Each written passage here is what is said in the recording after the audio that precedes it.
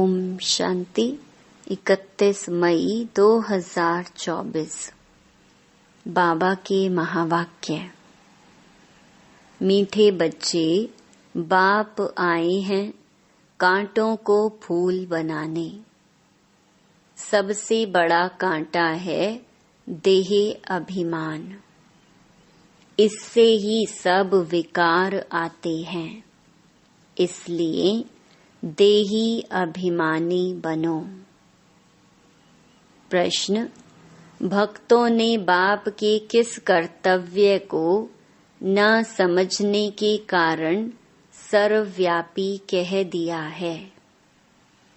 उत्तर: बाप बहुरूपी है।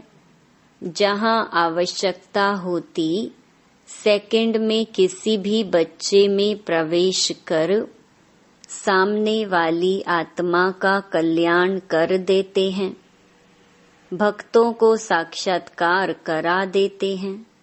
वह सर्वव्यापी नहीं, लेकिन बहुत तीखा रॉकेट है। बाप को आने जाने में देरी नहीं लगती। इस बात को न समझने के कारण भक्त लोग सर्वव्यापी कह देते हैं। ओम शांति। यह है छोटा सा गुलशन, ह्यूमन गुलशन। बगीचे में तुम जाओ तो उसमें पुराने झाड़ भी होते हैं, किस्म किस्म के। कहाँ मुखड़ियाँ भी होती हैं, कहाँ आधी खिली हुई मुखड़ियाँ होती हैं। यह भी बगीचा है ना। अब यह तो बच्चे जानते हैं। यहाँ आते हैं कांटों से फूल बनने। श्रीमत से हम कांटे से फूल बन रहे हैं। कांटे जंगल के हैं, फूल बगीचे में होते हैं। बगीचा है स्वर्ग, जंगल है नरक। बाप भी समझाते हैं, यह है पतित कांटों का जंगल, वह है फूलों का बगीचा। फूलों का बगीचा था, वह अभी फिर कांटों का जंगल बना है। देह अभिमान है सबसे बड़ा कांटा। उसके बाद फिर सब विकार आते हैं। वहाँ तो तुम देही अभिमानी रहते हो। आत्मा में ज्ञान रहता है। अभी हमारी आयु पूरी होती है। अब हम यह पुराना शरीर छोड़ दूसरा जाकर लेंगे। साक्षात्कार होता है। हम गर्भ महल में जाकर विराजमान होंगे। फिर मुखड़ी बनकर मुखड़ी से फूल बनेंगे। यह आत्मा को ज्ञान है। सृष्टि चक्र कैसे फिरता है, यह ज्ञान नहीं है। सिर्फ यह ज्ञान रहता है कि यह शरीर पुराना है, इसको अब बदलना है। अंदर में खुशी रहती है। कलयुगी दुनिया की कोई भी रस्म आदि वहाँ होती नहीं। यहाँ होती है लोक लाज, कुल की मर्यादा। फर्क है ना। वहाँ की मर्यादा को सत्य मर्यादा कहा जाता है। यहाँ तो है असत्य मर्यादा। सृष्टि तो है ना। बाप आते ही हैं जबकि आसुरी संप्रदाय है। उसमें ही दैवी संप्रदाय की जब स्थापना हो जाती है तब विनाश होता है। तो जरूर आसुरी संप्रदाय है। उसमें ही दैवी गुण वाली संप्रदाय स्थापन हो रही है। यह भी समझाया है, योग बल से तुम्हारे जन्म जन्मांतर के पाप नष्ट होते हैं। इस जन्म में भी जो पाप किए हैं वह भी बताने पड़े। उसमें भी खास है विकार की बात। याद में है बल, बाप है सर्वशक्तिमान। तुम जानते हो जो सर्व का बाप है, उनके साथ योग लगाने से पाप भस्म होते हैं। यह लक्ष्मी नारायण सर्वशक्तिमान है ना। सारी सृष्टि पर इनका राज्य है। वह है ही नई दुनिया, हर चीज नई। अब तो जमीन ही कलराठी हो गई है। अभी तुम बच्चे नई दुनिया के मालिक बनते हो, तो इतनी खुशी रहनी चाहिए। जैसे स्टूडेंट वैसे खुशी भी जास्ती होगी। तुम्हारी यह है ऊंच ते ऊंच यूनिवर्सिटी। ऊंच ते ऊंच पढ़ाने वाला है। बच्चे पढ़ते भी हैं ऊंच ते ऊंच बनने के लिए। तुम कितना नीच थे, एकदम नीच से फिर ऊंच बनते हो। बाप खुद ही कहते हैं तुम स्वर्ग के लायक थोड़े ही हो। अपवित्र वहां जा ना सके। नीचे हैं तब तो ऊंच देवताओं के आगे उन्हों की महिमा गाते हैं। मंदिरों में जाकर उन्हों की ऊंचाई और अपनी नीचता का वर्णन करते हैं। फिर कहते हैं रहम करो तो हम भी ऐसे ऊंच बने। उन्हों के आगे माथा टेकते हैं तो वह भी मनुष्य, परंतु उनमें दैवी गुण हैं। मंदिरों में जाते हैं, उन्हों की पूजा करते हैं कि हम भी उन्हों जैसे बने। यह कोई को पता नहीं है कि उन्हों को ऐसा किसने बनाया। तुम बच्चों की बुद्धि में सारा ड्रामा बैठा हुआ है।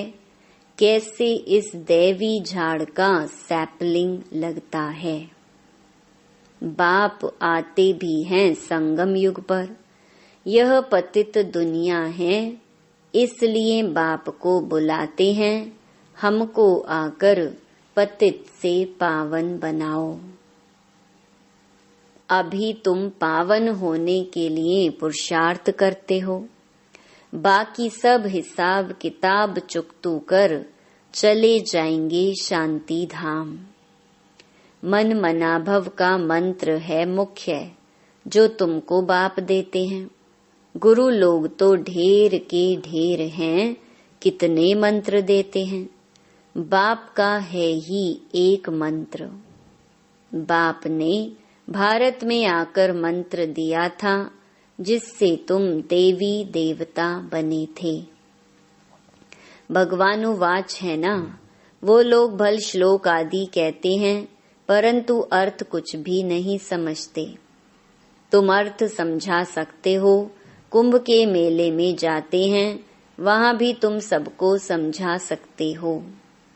यह है पतित दुनिया नरक। सतयुग पावन दुनिया थी, जिसको ही स्वर्ग कहा जाता है। पतित दुनिया में कोई पावन हो न सके। मनुष्य गंगा स्नान कर पावन होने के लिए जाते हैं, क्योंकि समझते हैं शरीर को ही पावन बनाना है। आत्मा तो सदैव पावन है ही। आत्मा सो परमात्मा कह देते हैं। तुम लिख भी सकते हो, आत्मा पवित्र होगी ज्ञान स्नान से, न कि पानी के स्नान से। पानी का स्नान तो रोज करते रहते हैं। जो भी नदियां हैं उनमें रोज स्नान करते रहते हैं। पानी भी वही पीते हैं। अब पानी से ही सब कुछ किया जाता है। बातें कितनी सहज हैं, परंतु किसकी भी बुद्धि में आती नहीं है। ज्ञान से ही सद्गति होती है सेकंड में। फिर कहते हैं ज्ञान इतना अथाह है, जो सारा समुद्र शाही बनाओ, जंगल को कलम बनाओ, धरती को कागज बनाओ। तो भी अंत नहीं हो सकता। बाप भिन्न भिन्न पॉइंट्स तो रोज समझाते रहते हैं। बाप कहते हैं, आज तुमको बहुत गुह्य बातें सुनाता हूँ। बच्चे कहते हैं, पहले क्यों नहीं सुनाया? अरे पहले कैसे सुनाएंगे? कहानी शुरू से लेकर नंबर वार सुनाएंगे ना। पिछाड़ी का पार्ट पहले कैसे सुना सकेंगे? यह भी बाप सुनाते रहते हैं। यह सृष्टि चक्र के आदि मध्य अंत का राज तुम जानते हो। तुमसे कोई भी पूछे तो तुम झट रिस्पॉन्स कर सकते हो। तुम्हारे में भी नंबर वार हैं जिनकी बुद्धि में बैठा हुआ है। तुम्हारे पास आते हैं, पूरा रिस्पॉन्स नहीं मिलता है तो बाहर जाकर कहते हैं, यहाँ तो पूरी समझानी नहीं मिलती है। फालतू चित्र रखे हैं, इसलिए उन्हें समझाने वाले बड़े अच्छे चाहिए, नहीं तो वह भी पूरा समझते नहीं हैं। समझाने वाले भी पूरा नहीं तो जैसे को तैसा मिला। बाप कहते हैं, कहाँ कहाँ हम देखते हैं आदमी बड़ा समझदार है, बच्चे इतने शुरूढ़ होशियार नहीं हैं, तो फिर हम ही उनमें प्रवेश कर मदद कर लेते हैं, क्योंकि बाप तो है बहुत छोटा रॉकेट। आने जाने में देरी नहीं लगती है। उन्होंने फिर बहुरूपी व सर्वव्यापी की बात उठा ली है। यह तो बाप तुम बच्चों को बैठ समझाते हैं। कोई कोई आदमी अच्छे होते हैं तो उन्हों को समझाने वाले भी ऐसे चाहिए। आजकल तो कोई छोटेपन से भी शास्त्र कंठ कर लेते हैं, क्योंकि आत्मा संस्कार ले आती है। कहाँ भी जन्म ले फिर वहाँ वेद शास्त्र आदि पढ़ने लग पड़ेंगे। अंतमति सुगति होती है ना।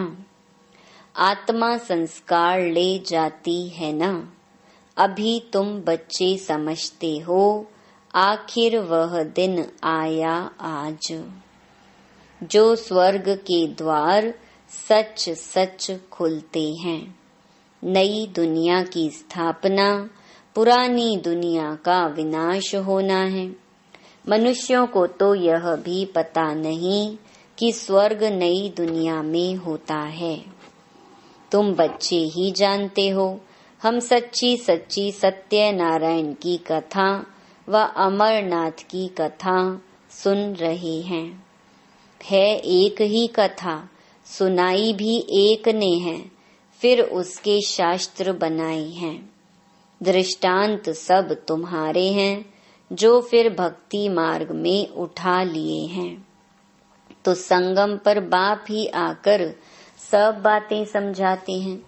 यह बड़ा भारी बेहद का खेल है।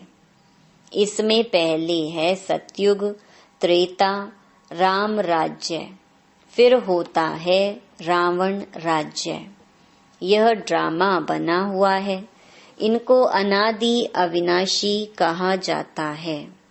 हम सब आत्माएं हैं। यह ज्ञान कोई को है नहीं जो तुमको बाप ने दिया है। जो भी आत्माएं हैं उन्हों का पार्ट ड्रामा में नोंधा हुआ है। जिस समय जिसका जो पार्ट होगा उसी समय आएंगे, वृद्धि को पाते रहेंगे। बच्चों के लिए मुख्य बात है पतित से पावन बनना। बुलाते भी हैं, हे पतित पावन आओ। बच्चे ही बुलाते हैं। बाप भी कहते हैं, हमारे बच्चे काम चिता पर बैठ भस्म हो गए हैं। यह हैं यथार्थ बातें। आत्मा जो अकाल है उनका यह तख्त है, लोन लिया हुआ है। ब्रह्मा के लिए भी तुमसे पूछते हैं, यह कौन है? बोलो, देखो लिखा हुआ है भगवानो वाच। मैं साधारण तन में आता हूँ। वह सजा हुआ श्री कृष्ण ही 84 जन्म ले साधारण बनता है। साधारण ही फिर वह कृष्ण बनता है। नीचे तपस्या कर रहे हैं, जानते हैं हम यह बनने वाले हैं। त्रिमूर्ति तो बहुतों ने देखा है, परंतु उनका अर्थ भी चाहिए ना। स्थापना जो करते हैं फिर पालना भी वही करेंगे। स्थापना के समय का नाम, रूप, देश, काल अलग, पालना का नाम, रूप, देश, काल अलग है। यह बातें समझाने में तो बड़ी सहज हैं। यह नीचे तपस्या कर रहे हैं, फिर यह बनने वाले हैं। यही 84 जन्म ले यह बनते हैं। कितना सहज ज्ञान है सेकंड का। बुद्धि में यह ज्ञान है, हम यह देवता बनते हैं। 84 जन्म भी इन देवताओं को ही लेने हैं, और कोई लेते हैं क्या? नहीं। 84 का राज भी बच्चों को समझा दिया है। देवताएं ही हैं जो पहले पहले आते हैं। खिलौना होता है ना मछलियों का। मछली ऐसे नीचे आती है, फिर ऊपर चढ़ती है। वह भी जैसे सीढ़ी है। भ्रमरी, कछुए आदि के भी जो मिसाल दिए जाते हैं, वह सब इस समय की हैं। भ्रमरी में भी देखो कितना अकल है। मनुष्य अपने को बहुत अकलमंद समझते हैं, परंतु बाप कहते हैं भ्रमरी जितना भी अक्ल नहीं है। सर्प पुरानी खाल छोड़कर नई ले लेते हैं। बच्चों को कितना समझदार बनाया जाता है, समझदार और लायक। आत्मा अपवित्र होने के कारण लायक नहीं है, तो उनको पवित्र बनाए लायक बनाया जाता है। वह है ही लायक दुनिया।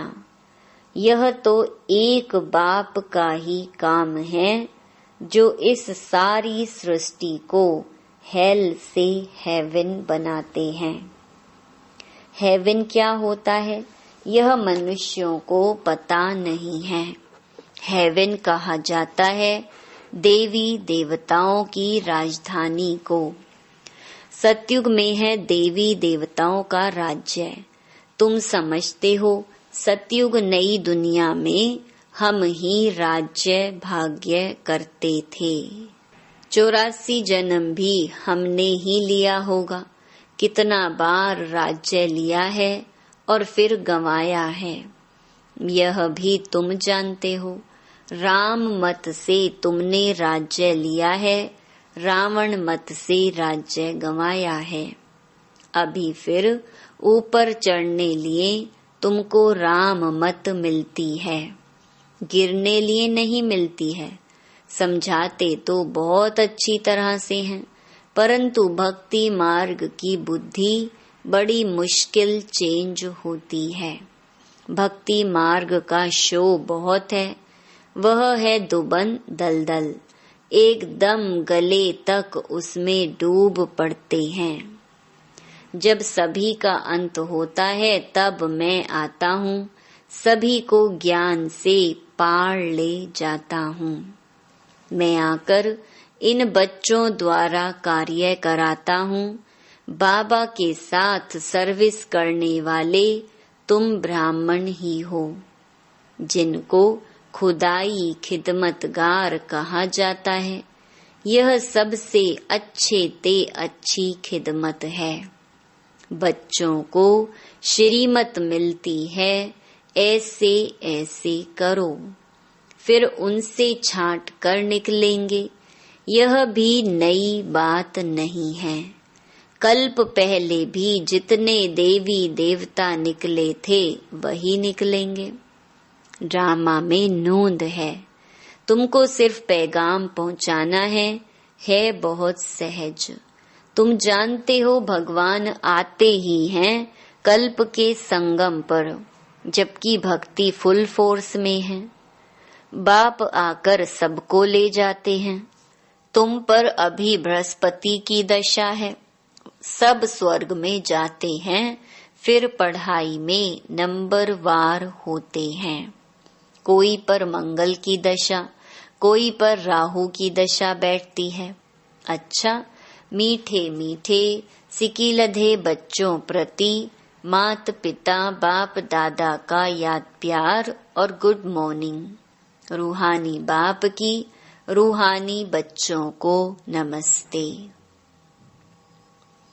धारणा के लिए मुख्य सार। पहला, लायक और समझदार बनने के लिए पवित्र बनना है। सारी दुनिया को हेल से हेवन बनाने के लिए बाप के साथ सर्विस करनी है। खुदाई खिदमतगार बनना है। दूसरा, कलयुगी दुनिया की रस्म रिवाज, लोक लाज, कुल की मर्यादा छोड़ सत्य मर्यादाओं का पालन करना है। दैवी गुण संपन्न बन दैवी संप्रदाय की स्थापना करनी है। वरदान, अपवित्रता का अंश, आलस्य और अलबेलेपन का त्याग करने वाले संपूर्ण निर्विकारी भव। दिनचर्या के कोई भी कर्म में नीचे ऊपर होना, आलस्य में आना या अलबेला होना, यह विकार का अंश है, जिसका प्रभाव पूजनीय बनने पर पड़ता है। यदि आप अमृत वेले स्वयं को जागृत स्थिति में अनुभव नहीं करते, मजबूरी से व सुस्ती से बैठते हो, तो पुजारी भी मजबूरी व सुस्ती से पूजा करेंगे। तो आलस्य व अलबेलापन का भी त्याग कर दो, तब संपूर्ण निर्विकारी बन सकेंगे। स्लोगन, सेवा भले करो लेकिन व्यर्थ खर्च नहीं करो। ओम शांति।